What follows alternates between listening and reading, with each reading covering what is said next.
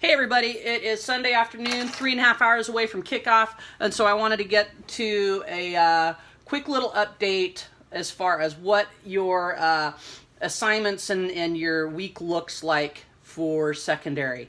If you take a look at the syllabus, I made some adjustments. We need to push back a due date. I know that's going to hurt your feelings.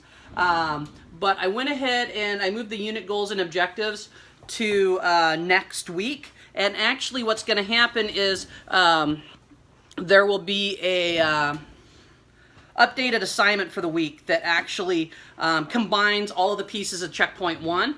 And so you will be working on that over the next week. And I highly suggest that you take that with you to field experience this week, so that you can corner your SBTE if they haven't given you a topic yet or a content to teach in week 8, so that you can say, hey, I need to get started on planning this, so let's talk about what we need. Another quick reminder is that beginning week 4, that is on February 12th, next week, your field experience schedule agreement form will be due. I did put in, there was a unit planning sheet. That's not going to be due until the 16th. And I basically combined the unit goals and objectives and the unit planning sheet to make one larger assignment. So that will be due on the 16th. If you also look for next week, on the 9th, the first exam will open, and that is a take-home, open book, open note, open whatever's exam, with the exception of open brain. You cannot share your knowledge with one another. This is only for you and your work, and really it's my opportunity to get a better look at what your academic writing is. And so it's very important that you're using in-text citations, that you're doing everything that the way that you've been taught throughout your program. So let's get to this week. On Monday, we are going to be going through, let me open this up here. Physical literacy and the curricular assessment guidance document. So you've got that book, The Shape K-12 Outcomes by Human Kinetics. You're going to need to read the first 5 pages and complete a pair and share activity. The pair part and the share part comes tomorrow in class, which means you need to complete the work on your own, and then we talk about it and discuss it as we go through the lecture. So make sure you have that completed and printed out and brought with you tomorrow. You might think, holy crap, 5 chapters. Well, if you open that book, you'll see that I'd say 20 of those pages are literally all tables and graphs. So it's not hard reading, and it's going to be pretty simple, but it really sets us up for what is, for coming to an understanding of what is developmentally appropriate phys ed at the secondary level. If you have your curriculum and assessment guidance document, you need to bring that with you as well, so that we can go through some of those things. The other piece of tomorrow's lecture is to talk about what's called a Comprehensive School Physical Activity Program, otherwise known as CSPAP, CSPAP. This is basically a great big long word and acronym to take place of what good teaching really is.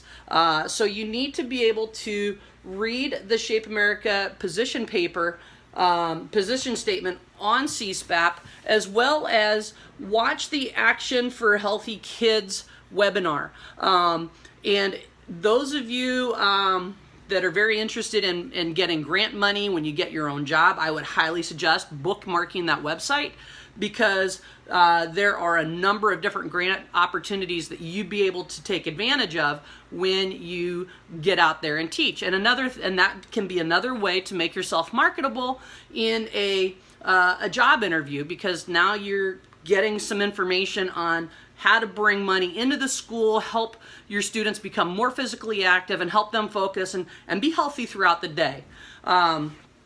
So you need to be able to, watch that webinar, read that position statement. We'll discuss it towards the end of tomorrow. And then Wednesday, we are going to have a guest speaker come over from Western New York Tech Academy. Her name is Mariah Lespina. She's a 2013 grad from Brockport, and she's now in her third year at Western New York Tech, which is a P-Tech Academy, a STEM school that focuses on science and technology. The cool thing about her program is that her phys ed program is taught 100% from the project-based learning perspective. And that's another area of physical education that is really becoming to be more popular. And so she's going to be coming. She's going to spend an hour with you talking about what she does in her program. We're going to go through how you can shape and make a project-based learning assignment out as part of your unit that you're going to be designing. And so you'll be responsible for designing a project-based learning a project along with the rest of your unit. And so we're going to talk extensively about that. And then ultimately what we'll be doing is connecting, making connections between project-based learning, how that can be used to ultimately address some of those issues in the Comprehensive School Physical Activity Program. So as you start reading the blogs for the Wednesday's reading, there's two or three blog assignments and then one chapter that you'll need to read for Wednesday. Start thinking about how you can make those connections. The last thing we'll be doing on Wednesday is going through the 5-step planning process for your unit, which means if you don't have your content yet, you're not going to be able to start planning and writing your unit objectives, which is going to hold you back. So you really need to take that initiative, get out to your schools, and get to know your SBTEs and get on the same page as to what you're going to be teaching. So that's really about it. That's all I've got. Try to prioritize your time this week by tackling Monday first, and then Tuesday start tackling what you need to do for Wednesday. And then that Wednesday is going to carry you through to the next week, because you're ultimately going to be able to have your checkpoint 1 done for your unit plan ultimately by the 16th. We'll just you'll have all of the information. You'll just need then to write it up in the format that we require. So this is way longer than I anticipated, 8 minutes, but I really wanted to get you on the same page to try to demystify what we've got going on. So if you're watching the game tonight, be safe, make good choices. Please do not come to class drunk tomorrow or hungover. I know you're all very professional and responsible, and so you're going to take care of yourself so that doesn't happen. And if you're a Patriots fan, please don't come in like being a jerk tomorrow, because I hate I hate the Patriots. But that wasn't a bad word. So anyways, have a good day and enjoy the night, and go Bills. Oh wait, I was gonna do this. Hold on, ready?